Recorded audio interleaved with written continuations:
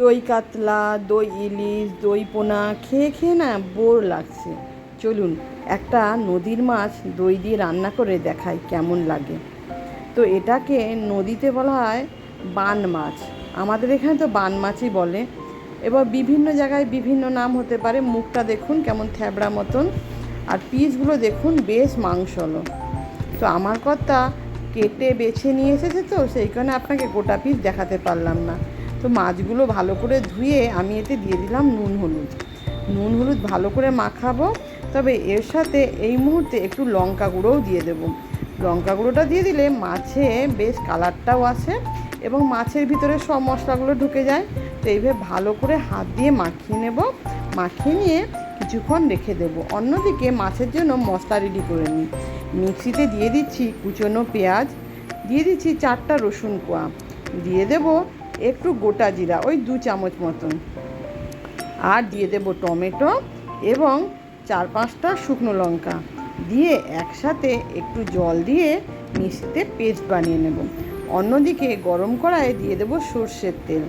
সর্ষের তেলটা একটু গরম হয়ে গেলেই আগে থেকে যে মশলা মাখানো মাছগুলো ওতে দিয়ে দেব। দিয়ে এবার একটু লাল লাল করে ভেজে নেব। দেখুন আমার মাছগুলো বেশ সুন্দর লাল লাল করে ভাজা হয়ে গেছে। এবার কি করব, মাছগুলোকে আলাদা আলাদা করে তুলে নেব। দেখুন মাছগুলো কিন্তু একদম জড়ায়নি, কারণ তেলটা একটু ভালো করে গরম করেছিলাম। এবার মাছের তেলেই মাছ রান্না করে নেব। ওই তেলেই দিয়ে দেব পেঁয়াজ কুচি। পেঁয়াজ কুচিগুলো ততক্ষণ ভাজবো যতক্ষণ না একটু বাদামি বাদামি হয়ে যায়। বাদামি বাদামি ভাজা হয়ে গেলে দিয়ে দিলাম অল্প আদা রসুন পেস্ট, দিয়ে আবার একটু ভাজতে দিয়ে দিলাম। তারপরে আগে থেকে যে মশলাটা পেস্ট করে রেখেছিলাম সেই পেস্টটা ওই পেঁয়াজের উপরে দিয়ে দিলাম। দিয়ে সম্পূর্ণটাকে এবার কষবো। ভালো করে একটু কষে নেওয়ার পরে হলুদ গুঁড়ো, কাশ্মীরি লঙ্কার গুঁড়ো এবং নুন দিয়ে আরেকটু ভালো করে কষাবো যতক্ষণ না তেলটা ছেড়ে যায়। এইভাবে কষিয়ে যখন দেখব তেল ছেড়ে গেছে, আগে থেকে ফেটিয়ে রাখা টক দইটা ওর উপর দিয়ে দেব। দিয়ে আবার কষাবো, কারণ মশলা যত কষা হবে তরকারির টেস্ট তত বাড়ে।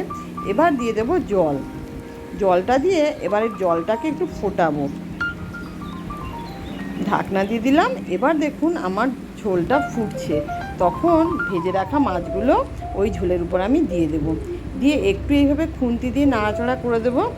মিনিট 2 ফুটাবার পরে ঝোলটা যেহেতু মরে চলে এসেছে, ধনেপাতা কুচিগুলো এইভাবে গার্নিশ করে দেব। দেখবেন খেতে কিন্তু এই মাছ বেশ টেস্টি লাগে। আমার মাছ রান্না হয়ে গেল, আপনারা একবার বাড়িতে ট্রাই করবেন।